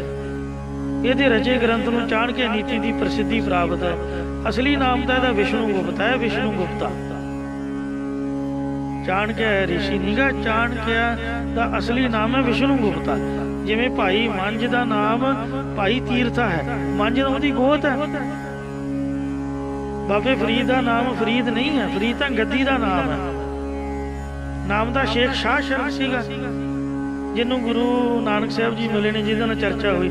ਉਹ ਸ਼ਲੋਕ ਧੰਨ ਬਾਬਾ ਫਰੀਦ ਸਾਹਿਬ ਦੇ ਲਿਖੇ ਨੇ, ਪਰ ਉਹ ਫਰੀਦ ਗੱਦੀ ਦਾ ਨਾਮ ਹੈ। ਸ਼ਲੋਕ ਸ਼ੇਖ ਸ਼ਾਹ ਸ਼ਰਫ ਜੀ ਨੇ। ਇਸੇ ਪ੍ਰਕਾਰ ਜਿਸ ਦਸਤਗੀਰ ਪੀਰ ਨੂੰ ਗੁਰੂ ਸਾਹਿਬ ਨੇ ਦਰਸ਼ਨ ਦਿੱਤੇ, ਉਹ ਦਸਤਗੀਰ ਪੀਰ ਦਾ ਨਾਮ ਨਹੀਂ ਹੈ, ਦਸਤਗੀਰ ਗੱਦੀ ਦਾ ਨਾਮ ਹੈ। ਉਹ 27ਵਾਂ ਦਸਤਗੀਰ ਪੀਰ ਸੀਗਾ, ਯਾਨੀ ਕਿ ਦਸਤਗੀਰ 27 ਪੀੜ੍ਹੀਆਂ ਪਹਿਲਾਂ ਹੋ ਕੇ ਗੁਜ਼ਰ ਚੁੱਕਾ ਸੀਗਾ। ਉਹ 27ਵੇਂ ਨੰਬਰ ਤੇ ਪੀਰ ਬਣਿਆ, ਨਾ ਉਹਦਾ ਹੋਰ ਹੀ ਸੀਗਾ, ਉਹਦਾ ਨਹੀਂ ਹੁਣ ਮੈਨੂੰ ਪਤਾ। ਇੰਜ ਇਹ ਚਾਣਕਿਆ ਰਿਸ਼ੀ ਚਾਣਕਿਆ ਨਹੀਂ ਹੋਇਆ। ਚਾਣਕਿਆ ਤਾਂ ਕੁੱਲ ਦਾ ਨਾਮ, ਵੰਸ਼ ਦਾ ਨਾਮ ਸੀਗਾ। ਰਿਸ਼ੀ ਦਾ ਨਾਮ ਸੀ ਵਿਸ਼ਨੂੰ ਗੁਪਤਾ। ਤੀਸਰਾ ਨਾਮ ਇਹਦਾ ਕੋਟਲਿਆ ਵੀ ਹੈ। ਆਪਣੀ ਚਤੁਰਾਈ ਦੇ ਬਲ ਨਾਲ ਨੰਦ ਵੰਸ਼ ਦਾ ਨਾਸ਼ ਕਰਕੇ ਚੰਦਰਗੁਪਤ ਮੌਰੀਆ ਨੂੰ ਮਹਾਰਾਜਾ ਧਰਾਜ ਬਣਾਇਆ। ਰਾਵਲਪਿੰਡੀ ਦੇ ਜ਼ਿਲ੍ਹੇ ਤਕਸ਼ਿਲਾ ਨਗਰ ਚਾਣਕਿਆ ਦਾ ਜਨਮ ਸਥਾਨ ਹੈ। ਰਾਵਲਪਿੰਡੀ ਇਹਦਾ ਜ਼ਿਲ੍ਹਾ ਤਕਸ਼ਿਲਾ, ਇਸ ਨਗਰ ਚਾਣਕਿਆ ਦਾ ਜਨਮ ਹੋਇਆ। ਜਨਮ ਜਾਂ ਮਰਨ ਦੀ ਅਸਲੀ ਤਾਰੀਖ ਨਹੀਂ ਹੈ, ਅਨੁਮਾਨ ਹੀ ਹੈ। ਨਾਲੇ ਆਪਾਂ ਤਾਰੀਖ ਤੋਂ ਭਲਾ ਕੀ ਲੈਣਾ, ਅਸਲੀ ਗੱਲ ਤਾਂ ਸਿਧਾਂਤ ਦੀ ਹੈ। ਇਹਦੀ ਰਚਨਾ ਦਾ ਜੋ ਸਿਧਾਂਤ ਹੈ ਉਹ ਕਵੀ ਸੈਨਾਪਤੀ ਨੇ ਪੰਜਾਬੀ ਦੇ ਵਿੱਚ ਅਨੁਵਾਦ ਕੀਤਾ। ਧੰਨ ਗੁਰੂ ਗੋਬਿੰਦ ਸਿੰਘ ਮਹਾਰਾਜ ਦੀ ਆਗਿਆ ਅਨੁਸਾਰ ਜਿਹੜਾ ਚਾਣਕਿਆ ਗ੍ਰੰਥ ਹੈ ਸੰਪਰਦਾਵਾਂ ਦੇ ਵਿੱਚ ਆਮ ਹੀ ਪੜ੍ਹਿਆ ਜਾਂਦਾ ਤੇ ਪੜ੍ਹਾਇਆ ਜਾਂਦਾ ਹੈ, ਤਾਂ ਕਿ ਸੰਸਾਰੀ ਗਿਆਨ ਵੀ ਮਨੁੱਖ ਦੇ ਪੱਲੇ ਹੋਵੇ, ਜਿਸ ਦੇ ਨਾਲ ਸੰਸਾਰ ਵਿੱਚ ਜਿੰਨਾ ਚਿਰ ਸਰੀਰ ਹੈ ਜੋ ਪਰਿਸਥਿਤੀਆਂ ਦਾ ਮੁਕਾਬਲਾ ਕਰ ਸਕੇ। ਮੈਂ ਪਹਿਲਾਂ ਬੇਨਤੀ ਕੀਤੀ ਹੈ ਕਿ ਜ਼ਿੰਦਗੀ ਨਾਮ ਹੈ ਸੰਘਰਸ਼ ਦਾ। ਰੋਵੋਗੇ, ਇਕੱਲੇ ਬਹਿ ਕੇ ਕੰਧ ਵੱਲ ਮੂੰਹ ਕਰਕੇ ਰੋਂਦੇ ਰਹੋਗੇ, ਹੱਸੋਗੇ, ਆਪਦੀ ਨੀਤੀ ਦੇ ਨਾਲ ਤਰੀਕੇ ਨਾਲ ਚੱਲੋਗੇ ਤਾਂ ਖੁਸ਼ ਰਹੋਗੇ, ਨੱਚੋਗੇ, ਹੱਸੋਗੇ, ਗਾਓਗੇ, ਦੁਨੀਆ ਤੁਹਾਡੇ ਨਾਲ ਹੱਸੇ ਗਾਏਗੀ। ਇਸ ਲਈ ਰੋਣਾ ਜ਼ਿੰਦਗੀ ਨਹੀਂ ਹੈ, ਰੋਣਾ ਛੱਡ ਦਿਓ। ਜੋ ਰੋਵੇ ਸੋਈ ਪੱਤ ਖੋਵੇ। ਜਿਹੜਾ ਰੋਂਦਾ ਉਹ ਆਪਦੀ ਇੱਜ਼ਤ ਨੂੰ ਖੇ ਖਰਾਬ ਕਰ ਬੈਠਦਾ। ਜੇ ਜ਼ਿੰਦਗੀ ਰੱਬ ਨੇ 4 ਦਿਨਾਂ ਦੀ ਲਿਖੀ ਹੈ, ਭੋਗਣੀ ਹੋਣੀ ਹੋਈ ਹੈ, ਤੇ ਪਰ ਪੂਰੀ ਖਟਕ ਦੇ ਨਾਲ, ਪੂਰੀ ਮਟਕ ਦੇ ਨਾਲ, ਪੂਰੇ ਵਜਨ ਦੇ ਨਾਲ ਜੇ ਜੀਵੇ ਪਤ ਲੱਥੀ ਜਾਏ, ਸਭ ਹਰਾਮ ਜੇਤਾ ਕਿਛ ਖਾਏ। ਇਹ ਗੱਲਾਂ ਮੈਂ ਤਾਂ ਤੁਹਾਡੇ ਨਾਲ ਕਰ ਰਿਹਾ ਕਿਉਂਕਿ ਕੱਲ 6 ਜੂਨ ਹੈ। ਮਹਾਂਪੁਰਖ ਸੰਤ ਗਿਆਨੀ ਜਰਨੈਲ ਸਿੰਘ ਜੀ ਖਾਲਸਾ ਪਿੰਡਰਾਂ ਵਾਲਿਆਂ ਦਾ ਸਾਧ ਸੰਗਤ ਜੀਓ ਸ਼ਹੀਦੀ ਦਿਹਾੜਾ ਕੌਮ ਮਨਾ ਰਹੀ ਹੈ। 6 ਜੂਨ ਗੁਰਦੁਆਰਾ ਗੁਰਦਰਸ਼ਨ ਪ੍ਰਕਾਸ਼ ਮਹਿਤਾ ਚੌਂਕ ਵਿਖੇ ਵੀ ਬਾਬਾ ਹਰਨਾਮ ਸਿੰਘ ਸਾਹਿਬ ਜੀ ਉਹ ਜੋੜ ਮੇਲਾ ਕਰਦੇ ਨੇ। ਹਰ ਸਾਲ ਉੱਥੇ ਵੀ ਜੋੜ ਮੇਲਾ ਹੋ ਰਿਹਾ। ਤੇ ਅੱਜ ਨਾਲੇ ਭਾਈ ਅਮਰੀਕ ਸਿੰਘ ਸਾਹਿਬ ਉਹ ਵੀ ਜੋੜ ਮੇਲਾ ਕਰ ਰਹੇ ਨੇ। ਮਹਾਂਪੁਰਖਾਂ ਦੀ ਯਾਦ ਥਾਂ ਥਾਂ ਤੇ ਮਨਾਈ ਜਾਵੇਗੀ। 6 ਜੂਨ ਦੇ ਮੱਦੇ ਨਜ਼ਰ ਮੈਂ ਤੁਹਾਡੇ ਨਾਲ ਬੇਨਤੀ ਕਰ ਰਿਹਾ ਵੀ ਸਰਕਾਰਾਂ ਦੀਆਂ ਕੈਸੀਆਂ ਗੰਦੀਆਂ ਨੀਤੀਆਂ ਹੁੰਦੀਆਂ ਤੇ ਮਹਾਂਪੁਰਖਾਂ ਦੀ ਕੈਸੀ ਧਰਮ ਦੀ ਨੀਤੀ ਸੀਗੀ। ਜੇ ਨੀਤੀ ਨਾ ਹੁੰਦੀ ਇਹ ਜੰਗ ਦਾ 1 ਮਿੰਟ ਨਹੀਂ ਸੀ ਚੱਲ ਸਕਦਾ। ਤੁਸੀਂ ਦੱਸੋ, ਬੰਦਾ ਦਾ 1 ਮਿੰਟ ਦੇ ਵਿੱਚ ਸਰਕਾਰਾਂ ਭੜਕਾ ਕੇ ਰੱਖ ਦਿੰਦੀਆਂ ਨੇ। ਕਿਹੜੇ ਕਿਹੜੇ ਵੱਡੇ ਟੈਂਕ, ਕਿਹੜੀ ਕਿਹੜੀਆਂ ਵੱਡੀਆਂ ਤੋਪਾਂ, ਕਿਹੜੇ ਕਿਹੜੇ ਵੱਡੇ ਹਵਾਈ ਜਹਾਜ਼ ਔਰ ਕਮਾਂਡੋ ਜੋ ਬਿਜਲੀ ਦੇ ਨਾਲੋਂ ਵੀ ਤੇਜ਼ ਐਕਸ਼ਨ ਕਰਦੇ ਸਨ। ਮਹਾਂਪੁਰਖਾਂ ਦੀ ਇੰਨੀ ਸਿਆਣਪ ਸੀਗੀ, ਉਹਨਾਂ ਦੇ ਪ੍ਰਭਾਵ ਹੇਠ ਆ ਕੇ ਜਨਰਲ ਸ਼ਬੇਕ ਸਿੰਘ ਜੀ ਏਡੇ ਨੀਤੀਵਾਨ ਬੰਦੇ ਸਨ ਵੀ ਉਹਨਾਂ ਨੇ ਮੁਹੱਈਆ ਕਰ ਲਿਆ ਵੀ ਸਰਕਾਰ ਨੇ ਤਾਂ ਮੇਰੀ ਬਦਨਾਮੀ ਕਰ ਦਿੱਤੀ, ਮੈਨੂੰ ਨੌਕਰੀ ਤੋਂ ਕੱਢ ਦਿੱਤਾ, ਹੁਣ ਮੈਂ ਸੱਚੀ ਸਰਕਾਰ ਦੀ ਨੌਕਰੀ ਕਰਕੇ ਆਪਦਾ ਨਾਮ ਅਮਰ ਕਰਾਂਗਾ ਤੇ ਅਮਰ ਕਰਕੇ ਦਿਖਾ ਦਿੱਤਾ। ਉਹਨਾਂ ਸ਼ਹੀਦੀ ਮਿਥ ਲਈ ਸੀ, ਮੈਂ ਭਾਵੇਂ ਸ਼ਹੀਦ ਹੋ ਜਾਵਾਂ ਤੇ ਪਰ ਇਹ ਨਹੀਂ ਮੰਨਾਂਗਾ। 48 ਦੇ ਕਰੀਬ 40 ਦੇ ਕਰੀਬ ਸਿੰਘਾਂ ਨੂੰ ਇਹੋ ਜਿਹੀ ਬਾਖੂਬੀ ਉਹਨਾਂ ਨੇ ਲੜਾਇਆ ਗੌਰਮੈਂਟ ਦੇ ਨਾਲ। ਗੌਰਮੈਂਟ ਦੇ ਜਰਨੈਲ ਵੀ ਮੰਨ ਗਏ ਵੀ ਇਹੋ ਜਿਹੇ ਜੇ 40 ਸਿੰਘ ਸਾਨੂੰ ਪ੍ਰਾਪਤ ਹੋ ਜਾਣ ਕਿ ਅਸੀਂ ਰਾਤੋਂ ਰਾਤ ਹੀ ਪਾਕਿਸਤਾਨ ਨੂੰ ਹਿੰਦੁਸਤਾਨ 'ਚ ਮਿਲਾ ਸਕਦੇ ਹਾਂ। ਇੰਨੇ ਸੂਰਬੀਰ ਬਹਾਦਰ ਜਿਨ੍ਹਾਂ 72 ਘੰਟੇ ਮੁਕਾਬਲਾ ਦਿੱਤਾ। सानू परिस्थितियों का मुकाबला करना आना चाहिए। इसलिए बाणी तो पढ़नी गुरमत की निजम है, जो साडी रूह की आत्मा की खुराक है। नितनेम करो, पाठ करो, वाहिगुरू वाहिगुरू करो। महापुरुष बाबा जरनैल सिंह खालसा भी 101 जपजी साहिब के पाठ करिया करते। कई लोग उन्होंने माड़ा कहते हैं भी इन्होंने राजनीति नहीं सी आती, वो केवल धर्मी सी, पर वो महापुरख एवं 72 घंटे मुकाबला नहीं कर पाए। उन्होंने आंदा सब कुछ सीगा, पर धर्मी बंदा कोई पाप नहीं करता, झूठ नहीं बोलता, किसी का गलत काम सहार नहीं सकता। पहला मैं बेनती की, जबे बाण लागो तबे रोज जागियो। गंदी नीति सरकारां ने उन्हों का रोस जगाया, उन्होंने बाण लगाया। 78 सन दे विच विसाखी वाले दिन साध संगत जीओ 20 बलाक गुरुद्वारा साहब वाले पावन स्थान से जिथे टकसाल वालों महाराज का प्रकाश किया गया, जो नकली निरंकारी गुरबचने दे कोलों सरकार की गलत नीति ने नगर कीर्तन कढ़वाया। वो गुरु गोबिंद सिंह में कलगी ला के उत्ते बैठा नगर कीर्तन आपदी घरवाली नूं सहब देवा बनाया ते कहंदा भी महाराज ने 5 प्यारे साजे, मैं 7 सितारे साजांगा, 7 सितारे बनाए। हुण महापुरखां नूं गुस्सा होना ही सीगा, उन्हां रोस मुजाहरा कीता, जिहदे विच जद सिंह रोस मुजाहरा कर रहे थे उन्हां शहीद कर दिते। उन्हां सिंघां दी शहीदी होई, ये सारी गलबात दा मुੱਢ बन्निया। तो महापुरखां ने आपदा जिस तरह भी सी गुरु गोबिंद सिंह की कृपा दे नाल कथा भी की, बाणी दे पाठ भी कीते, ते पर उन्होंने हार नहीं मनी। जे जीवे पत लथी जाए सब हराम जेता के शिकायत के बचना मुताबिक आपदी अणख ते गैरत नूं संभालदियां होइयां जान कुर्बान कर गए, ते पर उन्हें ईद नहीं किसी दी मनी। सो बंदा परिस्थितियों का मुकाबला कर सके, उन्हें स्ट्रोंगता मिले। इसलिए आपां बाणी पढ़नी है, नाम जपना है, संगत करनी है, ते पर सानू दुनियावी ज्ञान भी होना चाहिए भी कोई किसी साडे नाल की शरारत कर रहा, ये किवें करेगा, किसी वालों निराश ना होवो, धर्म दे विच भी पक्के रहो। इसलिए धन गुरु गोबिंद सिंह साहब ने कवि सैनापति नूं हुक्म दे के चाणक्य लिखी दी विद्वानी की कदर करदिआं इहदा गुरमुखी अखरां दे विच अनुवाद करवाया, जिस नूं सिख संप्रदावां दे विद्वानां तो इलावा होर संप्रदावां भी लाभ उठा रही ने। महापुरखा ने धर्म के चलदियां आपदे प्रचार में स्पष्ट कर दिता सीगा कि आपां ने पहला हिंदुस्तान आजाद कराया, ते हुण टोपी आजाद कराई आपां ने, ते हुण आपदी पग आजाद कराउणी है। साडी लड़ाई किसी धर्म नाल या किसी बंदे नाल नहीं, साडी लड़ाई तां गंदी राजनीति दे नाल, पापी ते दुष्ट पुरशां जुल्म दे नाल साडी लड़ाई है। ते मैं कोई राज नहीं लवांगा, अकाल तख्त की जथेदारी नहीं लांगा, किसी वोटां 'च खड़ के ते कुछ भी मैं अहुदेदार नहीं बनांगा। जो मैं है मैनू रब ने बनाया उस तरह ही मैं रहांगा, जिन्ना चिर आपदा धर्म कमा के गए। सो जिहड़ी चाणक्य नीति है, ये साध संगत जीओ, इसदा प्रभाव अज तक हिंदुस्तान के राजनीतिक लोगों के उपर भी है। नीति के कुछ ग्रंथ भारत के विच कुछ महान पुरखों के लिखे हुए होर भी मिलते हैं।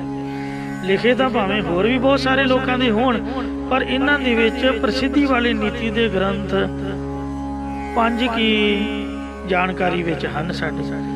एक तो है शुक्राचार्य की शुक्र नीति, ये शुक्राचार्य की नीति है, ये राक्षसां दा गुरु सीगा ते इहदे 839 श्लोक ने। दूजी है बिदर नीति,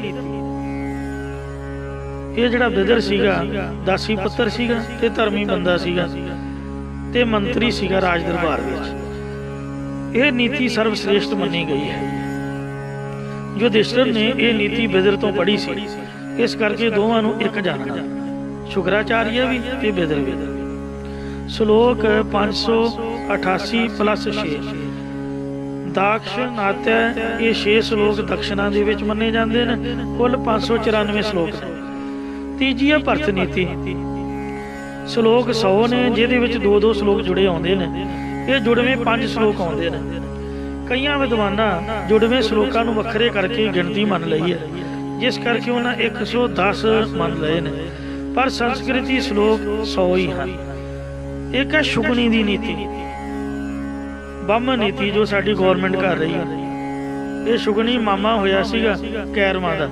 कैरव दुर्योधन वर्गे 100 भरा अधर्मी सीगे, पांडव धर्मी सीगे। युधिष्ठिर ने तां बिदर तो नीति धर्म दी पढ़ी, ते शुगनी दा कलेखोर मामा सीगा, लंगड़ू लंगी टायर, जिन्हें सारी उम्र सुलह सफाई नहीं होने दी, बंदे आपदे मरवा ले, बेड़ा गर्क करके रख दिता सारे देश का। जे किते महाभारत का जंग ना हुंदा ते अज सोने की चिड़िया भावें हीरे मोतियां दी बन जाती। ये हुण सोने की बजाय लोहे की भी नहीं रही, वो सारा बेड़ा बिठाया इन्हें मामे ने, शुगनी ने, ते रहिंदे खुंदे ये हुण बेड़ा गर्क कर रहे हैं, जो निरी झूठ ते फरेब दी भरी हुई है। दूजे शब्दां इन्हूं कुटल नीति कहा गया। ये जिहड़ी चाणक्य नीति है ऋषि महापुरख दी है। ये कुछ भारत विच नीति दे प्रसिद्ध ग्रंथ मन्ने गए ने, जिन्हां दी अपनी अपनी थां ते विद्वानां दे विच महानत। पर गुरु गोबिंद सिंह महाराज नूं इन्हां नीतियां दे विच चाणक्य नीति पसंद आई, तां असीं चाणक्य नीति पढ़दे हां। जिस करके महाराज जी ने कवि सैनापति तो संस्कृत दे विचों पंजाबी दे विच इहदा उलत्था करवाया है। ते तां उलत्था करवाया क्योंकि अणजाण तो अणजाण व्यक्ति दी बुद्धि दे विच भी ये जिहड़े अर्थ ने वो बैठ सकन। सो जिहड़ी चाणक्य नीति है इहदी बाबत आपां ने विचार प्रारंभ कीती है, जो आपां अगले समय दे विच समय अनुसार रोज इहदी विचार करांगे। ये जिहड़ी शुगनी दी नीति है, जिस करके आपां अज गलबात कर रहे हैं, क्योंकि कल 6 जून का दिहाड़ा मैं पहला भी बेनती की है, ये अजकल शुगनी नीति का प्रभाव है। ये भावें लिखित रूप दे विच बाकी नीतियां दे ग्रंथां दे बराबर प्राप्त नहीं है। किते तुसीं बुक स्टोर ते जाओगे, कहोगे शुगनी नीति लो जी, कोई ग्रंथ तुहानूं किताब नहीं मिलेगी। चाणक्य नीति दी मिल जाएगी पर शुगनी नीति दी नहीं मिलेगी। पर जो महाभारत का घोर संग्राम होया वो सारियां दे विच प्रसिद्ध है भी शुगनी ने किस तरह गलत मल तरीके नाल पासे कढे। वो पहला शतरंज की खेड दे विच बेईमानी करके उन्होंने हराया, ते फिर वेखो 12 साल उन्होंने गुप्तवास, ते फिर 1 साल गुप्तवास अपना लोके रहना, 12 साल वनोवास ते 1 साल गुप्तवास। ये सारे मामे की काली करतूत सीगी। नीति 3 प्रकार की होती है। एक है धर्म नीति। धर्म नीति वाले धर्मात्मा राजे तो आम व्यक्ति वो इस नीति का त्याग नहीं करते, भावें उन्होंने अपना सब कुछ ही त्यागना पवे। धर्म नीति में अपना बिगाड़ के भी दूसरों का भला करने की साझ होती है। महापुरख संत ज्ञानी जरनैल सिंह जी खालसा धर्म नीति अपनाते सन। अपना बिगाड़ बराना संड बगानियां दी धीआं भैणां उन्हां दी इज्जत कायम करने वास्ते जिहड़े फैसले सालां बधी लटकदे ने, 20-20 साल तक धीआं भैणां नूं इंसाफ नहीं मिलता। 1 मिनट च महापुरख उत्थे दीवान ला के आपदे सभा दे विच बुला के सारियां नूं ते दोनां दी सुलह सफाई करा दिंदे, इज्जत बरकरार करदे, क्यों बड़े धर्म दे कार्ज उन्हां कीते। पर राजनीति प्रमाण नहीं करती इस गल नूं। राजनीति राज करन दा तां ओह श्रेष्ठ तरीका है जिस विच राज दी वृद्धि होवे, वाधा होवे, अपना नुकसान करे बिना दूसरे दा भला होवे। अजिही नीति नूं राजनीति कहा जांदा ते नुकसान किसी का भी ना होवे, जो जन समुदाय लई लाभदायक है। पर दुनिया की करती है, सरकारां ही करदियां, कुटल नीति अपनाउंदियां। तीजी है कुटल नीति। मैं बेनती कर रहा, एक है धर्म की नीति जो संत महापुरख अपनाउंदे ने, दूसरी है राजनीति जो श्रेष्ठ राजा अपनाउंदा है, सही तरीके नाल प्रजा नूं चलाउंदा है, धर्म दे कार्ज करदा। तीसरी है कुटल नीति। असल च शुगनी दी नीति हुई है, छल वाली, फरेब वाली, धोखे दे नाल, कपट दी भरी हुई विचार ते करता बुराई, दूजे दा नुकसान करके आ फिर प्रधानमंत्री बने रहना, आपदे फायदे की भावना करनी, उन्होंने कुटल नीति कहा जाता। मैं इंदिरा गांधी की स्पीच सुनी है। इंदिरा गांधी ने उदों स्पीच की सीगी, मैं उदों मसा ही अपना 87, 86, 85 7वीं क्लास का स्टूडेंट सीगा, छोटी उम्र दे। उन्हें हमला करन तो 1 रात पहला टीवी दे ਇਹੋ ਜਿਹੀ ਮਿੱਠੀ ਬੋਲੀ ਦੇ ਵਿੱਚ कि मैं तो चाहती हाँ सुलह सफाई कर लीए, इंज हो जाए उंज हो जाए। एक पासे मिठे बोल रही है भी दुनिया ना समझे कि मेरे च कसूर है, तो दूसरे पासे टंग दे धुप्पां चढ़ा के दरबार साहब दे किधर दी दसो दियानतदारी है। ये कोई चंगा काम थोड़ो। जिहड़ी जनता वोटां दे के मंत्रियों की अहुदे ते पहुँचाउंदी है, उन्हां आप दी जनता के उपर ही टैंकां तोपां नाल हमला करना किहड़ी किताब च लिखिआ दसो। इंडिया की नीति की सारे देशों च बदनामी करा के रख दे। कोई भी देश जिहड़ा है वो दूजे दे तां हमला करदा सुनिया, पर अपने ही देश में अपनी जनता नूं टैंकां तोपां दे नाल मार कतन, ते वो भी पंजवें पातशाह दा कुटपुर वाला दिन चुनिया। ये कुटल नीति ते नहीं तां होर किहड़ी रीति है? कुटल नीति तां है। तो आप दे करतब राहीं दूजे दा नुकसान करके आप दे फायदे की भावना इनूं तां कुटल कहंदे ने। संसार विच अज इस नीति की प्रधानता अज भी उस तरह चल रहा। सिख कौम नूं खत्म करने दी साजिशां हो रही ने। आ किसान वेखो सड़कों ते रोल रहे ने, आपदे बच्चों नूं छड्ड के बेचारे आपदा कारोबार जट दा एक मिनट नहीं घर तो बाहर सकदा। मझां कौन चूगा? मझां दा दुध वेच के गुजारा कौन चलाऊगा? मझां नूं फीड कौन पाऊगा? कणक कौन वड्डूगा? अगे झोना कौन बीजेगा? एक मिनट नहीं सरदा। पर वो बेचारे वेखो एक साल हो गया दिल्ली बैठे हुए ने, ठंड भी लंघ गई ते बारिशां भी लंघ गई, गर्मी भी आ गई, वो सड़कों के सुकने पे हुए हरेक टोल प्लाजे ते मुजाहरे कर रहे हैं। ये किधर दी नीति है?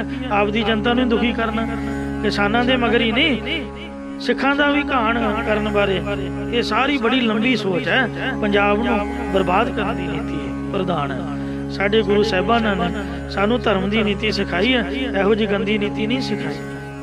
धर्म की नीति सिखाउण लई कवि सैनापति तो ये चाणक्य नीति का महाराज ने उलत्था संस्कृत तो गुरमुखी लिपि विच करवाया। तो इंज ये बचन आप नाल साझे कीते ने, क्योंकि दिल विच दुख है। उम्र भावें छोटी सीगी, कर असीं कुछ नहीं सके, ते पर जो अखीं वेखिया है किन्ना वेखो श्री अकाल तख्त साहिब ते हमला, किन्नियां संगतां दा काण होया। उस तो बाद दिल्ली विच कतलेआम होया। समझ लो भी दरबार साहब दा खाड़कूट अकाल तख्त ते तां लुके होए सी, ते दिल्ली दे विच किहड़े गुरुद्वारे च खाड़कू सीगे? ਜਿਹੜੇ 37 ਗੁਰਦੁਆਰਿਆਂ ਤੇ ਹਮਲਾ ਕੀਤਾ ਉਹਦੇ ਚ ਕਿਹੜੇ ਹਥਿਆਰਬੰਦ ਤੁਹਾਨੂੰ ਲੱਭੇ ਬਈ? ਕਿਹੜੇ ਖਾੜਕੂਆਂ ਨੂੰ ਫੜਨ ਲਈ ਤੁਸੀਂ ਹਮਲਾ ਕੀਤਾ? 37 ਗੁਰਦੁਆਰਿਆਂ ਤੇ ਹਮਲਾ ਹੋਇਆ। ਦਿੱਲੀ ਦਾ ਕਤਲੇਆਮ ਸਾਰਿਆਂ ਦੇ ਵਿੱਚ, ਸਾਰਿਆਂ ਦੀ ਅੱਖਾਂ ਸਾਹਮਣੇ। ਉਹ ਅਜੇ ਵੀ ਬੰਦੇ ਸ਼ਰੇਆਮ ਘੁੰਮ ਰਹੇ ਨੇ ਤੇ ਅਹੁਦੇ ਦਾ ਸੁੱਖ ਮਾਰ ਰਹੇ ਨੇ। ਜਿਨ੍ਹਾਂ ਦੇ ਨਾਲ ਇਹ ਭਾਣਾ ਹੋਇਆ ਉਹ ਵਿਚਾਰੇ ਤਰਾ ਤਰਾ ਕਰ ਰਹੇ। ਕਈ ਤਾਂ ਸਹਿਮੇ ਹੋਏ, ਕਈਆਂ ਆਵਾਜ਼ ਚੁੱਕੀ ਹੋਈ ਹੈ। किन्ना नुकसान होया, किन्ना कतलेआम होया, सब कुछ अखा ना वेखिया। कल 6 जून का दिहाड़ा होने करके दिल में दुख है। तो इस वास्ते ये गल्लां तुहाडे नाल कीतियां ने, कौड़ियां ने, मिठियां ने, सच्चियां ने, झूठियां ने। ये आप हुण जानकार दास दियां भुल्लां चुकां समझ के दास नूं वापस कर देनी, माफ़ कर देना। तो गुरु साहब के चरणों च अरदास करिए कि 6 जून तक लगातार 3 दिन गोली चलती रही। 3 जून को हमला शुरू होया। इस दौरान जिन्ने भी पुराने साडे खुद आप हरपालां दे पिंड दे 7 सिंह गए सीगे, जिन्हां दे विचों 8 सिंह पता नहीं गए, 2 जिउंदे ने, हाँ 7 शहीद हो गए। जिहड़ी शहीदी गैलरी महापुरखा वालों बनाई जा रही है उन्हां च उन्हां दीयां फोटोआं लगणगीआं। टकसाल के सिंघां तो इलावा होर भी जिहड़े सिंह वो शहीद होए। आम जनता, आम संगत, बच्चे, बजुर्ग, बड़ियां दा घाण होया। फड़ फड़ के खुद फौज ने आप मारे। गुस्से दे विच उन्हां नूं पानी नहीं पुछिया, कमरियां दे विच गोलियां मार के मार दिते गए। कई अदम होए ही, उन्हां नूं गर्मी दे विच बड़ा दुखी किया गया। बहुत घाण होया। गुरु साहब कृपा करन, सारे शहीदां नूं आप दे चरनां विच निवास बख्शिश करन अते सानूं उन्हां तों सेध मिले। सूरा सो पहचानिए जो लरै दीन के हेत, पुरजा पुरजा कट मरै कबहू ना छाड़ै खेत। प्रणाम शहीदां नूं कहंदे आ, फतेह अर्ज करदे आ जी। वाहिगुरू जी का खालसा, वाहिगुरू जी